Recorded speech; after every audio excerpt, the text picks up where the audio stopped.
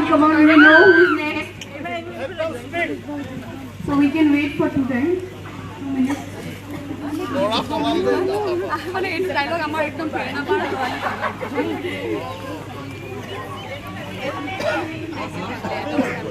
Let's go!